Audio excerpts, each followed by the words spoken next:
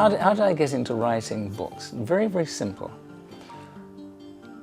I had been in Israel, working for Israel Television, or setting up the television. And I was talking to my editor. I said, look, what we've just done, we've taken the beginning of the film, we put it in the middle, we've taken the end, we shoved it back to the beginning, we didn't use it.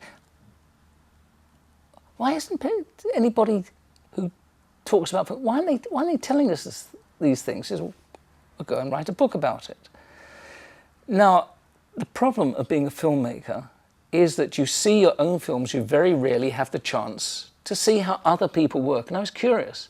I know my limited things, limited talents, and I want to see what the great people do. So the first book is I simply went out to, I thought, the people who'd made the most interesting films in that particular period, and I talked to them.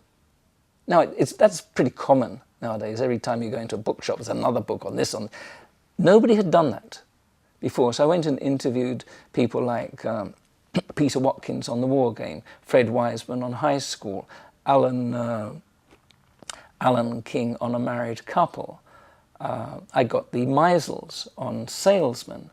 How do you make it? And I didn't just talk to the directors, I talked to the writers. I talked to the editors, I talked to the photographers, because I wanted to know. I wanted to discover it. So that was the first book. The second book, which was Documentary Conscience, I thought a little bit more sophisticated, because we were coming into an area where documentary was becoming political. So what do people want to achieve? So it was an interview book. And then it went on from there. And why do I write the books? Well, you certainly don't do it for money. I thought it would be fame and fortune. And I remember the first book talking to my editor from California Press. And I said, can we put the royalties, paid over 3 or 4 years, you know? He says, no, you're not gonna make any money on this. People might know you, you won't make any money. But the books normally arise because I have a problem, and the research will help it. For example, I did a book on writing docudrama.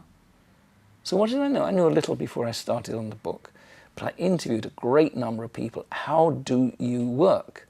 How do you build your films? So the book was as much for myself as for other people. Well, these are interviews. It's not an analysis of their films.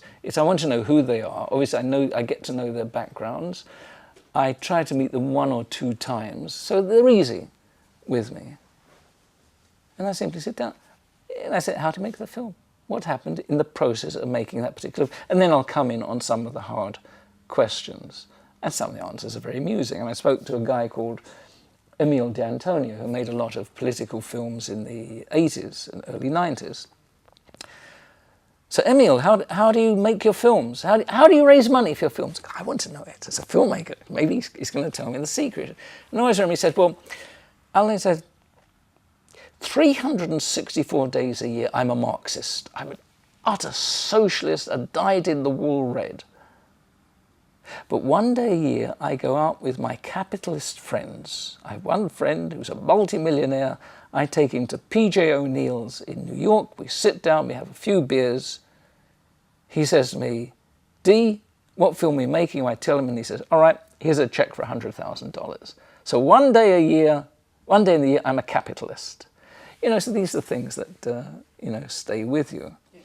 Very often, all sorts of questions come up within it. Some interviews will lead you into discussing ethics. Some will into discussing, can film change the world or not?